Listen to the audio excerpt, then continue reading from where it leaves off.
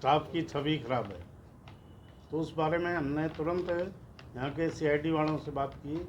उनका जवाब था कि हमारी तरफ से कोई दबाव ऐसा नहीं है, किसी भी पत्र का हमारा लेना देना नहीं है। जो भी बात हुई है उसकी हम निंदा भी करते हैं, और उन्होंने ये भी कहा कि आगे आपके लिए हम फेवर करेंगे, अभी आप ऊपर भी बात करेंगे। यह सीआईडी के चीफ, उनसे बात हुई, उन्होंने भी कहा कि मेरे नॉलेज में नहीं आ रहा है कि ये घटना किस प्रकार से हुई है। मेरा ये मानना है कि सीईटी की जो परीक्षा हमारे कॉलेज में निर्धारित की गई है, उसका हम सारा स्टाफ को लेके हम माननीय मुख्यमंत्री जी के पास जाएंगे, और जिस प्रकार से आरोप लगे हैं उन आरोपों को दूर करने के लिए प्रत्येक चीज़ में हम कॉलेज के साथियों का साथ भी देंगे। और क्योंकि इससे ऊपर तो हमारे ऊपर आ पड़ी है कि हम कैसे ऐसे आदमी को रख रहे हैं जिनकी छवि ठीक नहीं है।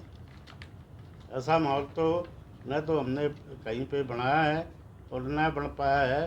वेस्ट कॉलेज 1934 से आज़ादी के समय से ये संस्था शुरू हुई है, और उसके बाद से आज तक हमारे रिज़ल्ट भी अच्छे आते रहे हैं, बच्चे भी अच्छे निकलते रहे हैं। मैं ये मानता हूँ कि हमारा स्टाफ पूरी तरह से निपुण है, और स्टाफ जो भी बात कहता है वो पूरी करता है, और उन्होंने बच्चों के लिए छवि बनाने का काम किया है, न कि छवि खराब करने का काम किया है। तो चिंतित हैं, और इस काम को लेके हम आगे बढ़ रहे हैं। अभी शिक्षा मंत्री से भी और उसके कॉलेज मांगा, अपने किसी फंक्शन के लिए हमने कॉलेज दिया, हमने ऑडी दिया, सब कुछ किया, लेकिन ये जो टिप्पणी वाया सीआईडी की है, इससे पूरा स्टाफ, पूरी मैनेजमेंट बहुत व्यथित है, बहुत दुखी है। क्योंकि साल मैंने अपने लगाए इस कॉलेज में, बहुत सिंसियरिटी के साथ लगाए, और चलते हुए अगर कोई मुझे ये कहे कि तेरी छवि खराब है, ये बर्दाश्त नहीं हो पा रहा है। मैनेजमेंट ने ऐसे लोगों को भर्ती कर रखा है जिनकी छवि ही खराब है, जो नालायक है, नाकारा है, ठीक से काम नहीं करते, अपनी ड्यूटीज को ठीक से परफॉर्म नहीं करते। जैसे सर ने बताया, सर ने अप्रिसिएशन लेटर दिए। मैं एमडीयू की एग्जीक्यूटिव काउंसिल का मेंबर रहा हुआ हूँ, मैं all India college teachers association का प्रेसिडेंट रहा हूँ, मैं उसका जनरल सेक्रेटरी। अगर मैं इतनी बेकार छवि का आदमी होता तो मुझे इतने लोग चुनाव नहीं करते, मेरा चुन के गया हूँ मैं। तो आज जो ये हुआ, जाएंगे हम लोग, हमने ये तय किया हुआ है कि हम इसको अंतिम चरण तक पूरा करेंगे। अगर सरकार ठीक से नहीं करती, डीसी साहब जो हमें अभी हमने रिप्रेजेंटेशन तैयार किया है, से भी हम पूछेंगे हमारी छवि क्यों खराब है। अगर वो यहाँ नहीं बताएंगे तो कोर्ट में उनको बताना पड़ेगा कि हमारी छवि क्यों खराब है। और स्टाफ भी हमारा लगना चाहिए, हम तो ये बात करते हैं। और जो स्टाफ आएगा वैसे तो सरकार भेजेगी, तो कौन मना करेगा। एडमिनिस्ट्रेशन में सोचना चाहिए ना, जब इतना ही था तो फिर हो सकता कि सेंटर ही यहाँ से शिफ्ट कर देते किसी दूसरी जगह, पूरा ही सेंटर शिफ्ट कर लेते, फिर